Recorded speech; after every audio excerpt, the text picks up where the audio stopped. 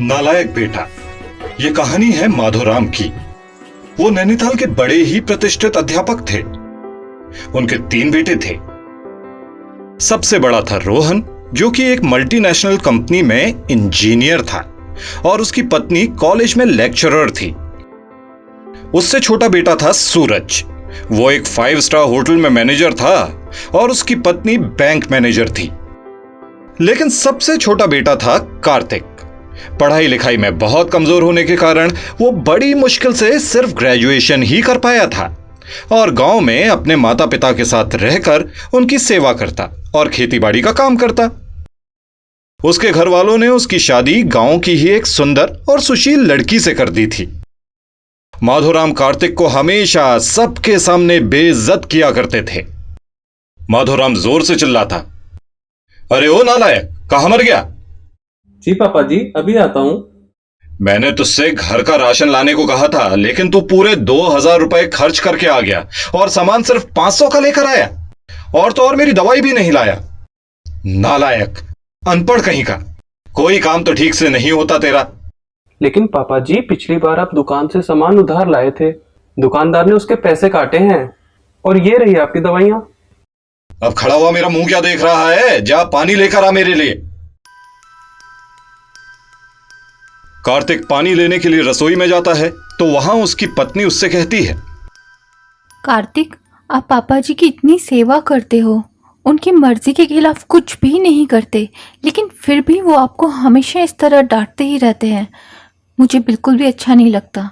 चलो ना कहीं और चलकर रहते हैं, जहाँ आपको भी मान सम्मान की जिंदगी मिल सके। कार्तिक अपनी पत्नी को समझाता है, अरे, अलग होने के बारे में तुम सोच भी कैसे सकती हो? मैं अपने मम्मी पापा के बिना एक पल भी नहीं रह सकता। तुम्हें नहीं पता, मम्मी पापा के गुस्से में भी प्यार ही होता है। शायद उन्हें मुझसे बहुत उम्मीदें थी, जिन्हें पूरा करने में मैं नाकामयाब रहा। मेरे दोनों बड़े भाइयों की तरह ज्यादा पढ़ा लिखा नहीं, कुछ बन ना सका, इसलिए उनका गुस्सा भी ठीक है और मुझे इन सब बातों का बिल्कुल बुरा नहीं लगता। और तुम भी इन छोटी छोटी बातों के बारे में ज्यादा मत सोचा करो। तभी बाहर खड़ी माधोराम की पत्नी उनकी बातें सुन लेती है और माधोराम के पास जाकर उनको समझाते हुए कहती है, सुनिए जी, हमारा बेटा बड़ा हो गया है, उसकी शादी भी हो गई है, लेकिन आप जब देखो उसे डांटते रहते हैं। ऐसे अच्छा नहीं लगता जी। अब तो कम से कम उसके साथ अच्छा व्यवहार करना चाहिए। तुम मुझे सही गलत का ज्यादा ज्ञान मत दो। मैंने भी दुनिया देखी है। जो भी कर रहा हूं बिल्कुल ठीक कर रहा हूं। अब जाओ, जाकर खाना लेकर आओ मेरे लिए। सब कुछ ऐसे ही चलता रहा।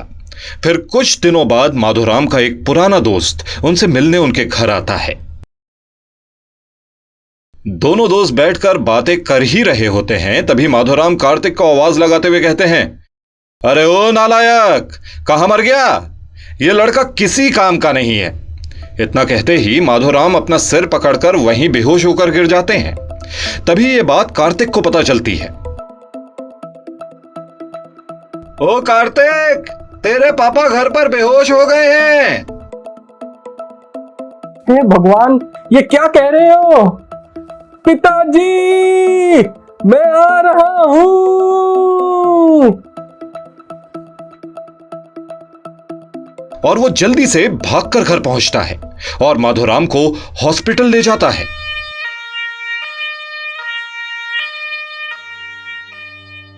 वहां माधोराम का चेकअप करके बताते हैं कि उनके ब्रेन में एक छोटा सा ट्यूमर है, जिसका ऑपरेशन करना पड़ेगा और उनका खास ख्याल भी रखना होगा।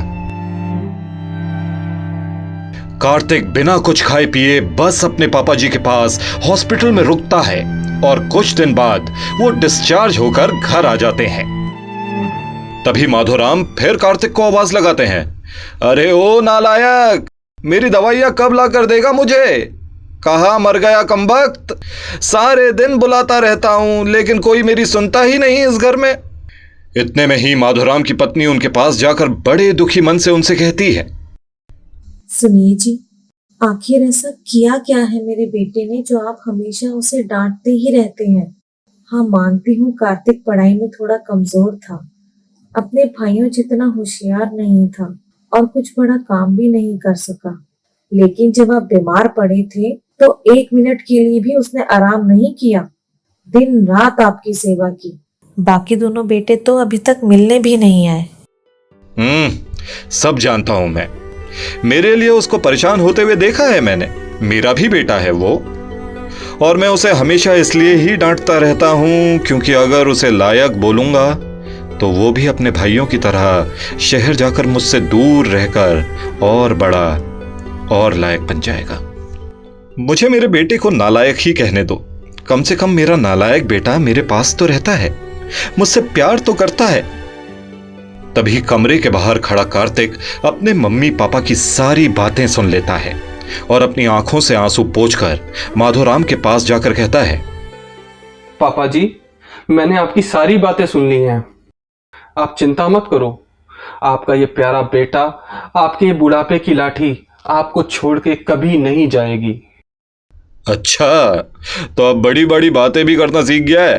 चल नालायक, पानी लेकर आ अब मेरे लिए। तभी वहां खड़े सभी लोग हंसने लगते हैं।